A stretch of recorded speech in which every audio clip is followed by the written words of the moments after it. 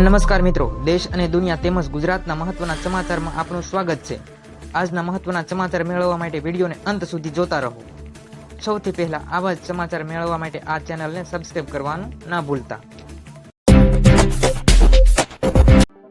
સમાચારમાં આગળ વાત કરવી છે તો જોઈએ વરસાદને લઈને સૌથી મોટા સમાચાર। હવામાન નિષ્ણાત એવા આંબાલાલ પટેલે વરસાદને લઈને એટલે કે ફરીવાર માવઠાની આગાહી કરી છે।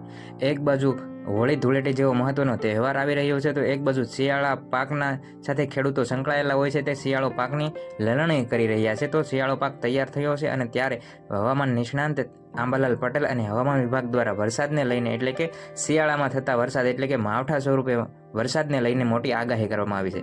તો વિગતવાર માહિતી જોઈએ। માર્ચ મહિનામાં આવનારા વેસ્ટર્ન ડિસ્ટર્બન્સની અસર પણ ગુજરાતમાં પડી શકે તેવી શક્યતા છે। 27 ફેબ્રુઆરીથી એક નવું વેસ્ટર્ન ડિસ્ટર્બન્સ આવશે જેના કારણે ફરી એકવાર ગુજરાતના હવામાનમાં પલટો જોવા મળી શકે છે। 21 થી 30 તારીખ સુધીની અંદર ફેબ્રુઆરીની અંદર જો હવામાન નિષ્ણાત તેમજ હવામાન વિભાગ દ્વારા વરસાદને લઈને આગાહી કરવામાં આવી છે તો તે વિશેની વિસ્તૃત માહિતી જોઈશું, જેના કારણે ફરીવાર એકવાર ગુજરાતની અંદર હવામાનમાં પલટો જોવા મળી શકશે। માર્ચ મહિનામાં પણ ઉપરા ઉપરી વેસ્ટર્ન ડિસ્ટર્બન્સ આવવાની શક્યતા જોવા મળી શકે છે।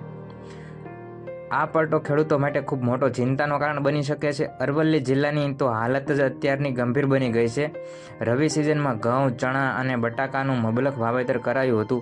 બટાકા તો સમયસર લણી લેવાયા છે, પરંતુ ઘઉં અને ચણાના પાક જે કમોસમી વરસાદ અને પવનોના વિનાશને કારણે તણાઈ રહ્યા છે। આ માર્ચ મહિનો આવી રહ્યો છે તેની અંદર વેસ્ટર્ન ડિસ્ટર્બન્સની અસર પણ ગુજરાત પર પડશે। 27 ફેબ્રુઆરીથી એક નવું ડિસ્ટર્બ બનશે જેના કારણે ફરી એકવાર ગુજરાતમાં હવામાન પલટો આવી શકે છે। માર્ચ મહિનામાં પણ ઉપરા ઉપરી આવી પરિસ્થિતિ સર્જાઈ શકે છે તેવી આગાહી કરવામાં આવી છે અને તેની અસર ગુજરાત ઉપર પણ જોવા મળી શકશે। આ પલટો ખેડૂતો માટે ખૂબ ચિંતાનો વિષય બની જવાનો છે, કારણ કે હોળી ધૂળેટી જેવા તહેવારમાં પણ માવઠાની અસર છે અને જ્યારે માર્ચ મહિનો શરૂ થશે તેમાં પણ માવઠાની અસર છે, એટલે કે ગુજરાત ઉપર તેની અસર જોવા મળી શકે છે।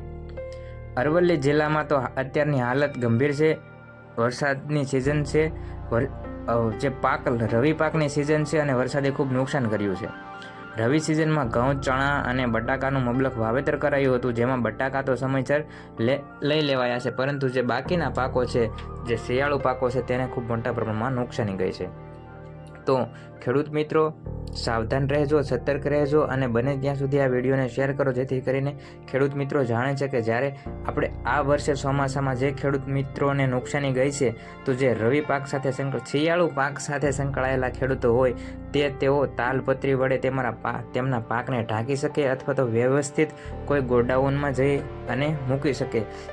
તેમને પણ આ આગાહીની ખબર હોવી જોઈએ, કારણ કે હોળી ધૂળેટી જેવો પર્વ આવી રહ્યો છે, તેવો તહેવાર આવી રહ્યો છે અને જો તેમના ખેતરની અંદર જે પાક હોય તેને જો વરસાદ નુકસાન કરે તો ખૂબ મોટું લાગે, કારણ કે તહેવાર છે અને વરસાદ આવી જાય અને આમ પણ તેમનો જો પાક લણણીનો સમય છે, અત્યારે પાક પાકી ગયો હોય છે, તેવા સમયે નુકસાન થાય તો ખૂબ મોટું નુકસાન જતું હોય છે ખેડૂત મિત્રોને। જેથી કરીને આ વિડીયોને શેર કરો, માહિતી તમામ ખેડૂત મિત્રો સુધી પહોંચાડો અને ખેડૂત મિત્રો સાવધાન સતર્ક રહેવો। હવામાન વિભાગ તેમજ પ્રખ્યાત આંબાલાલ પટેલ જે હવામાન નિષ્ણાત છે તેમને આગાહીમાં 27 થી 30 તારીખ સુધી માવઠું ગુજરાતમાં આવી શકે તેવી સ્પષ્ટપણે આગાહી કરવામાં આવી છે।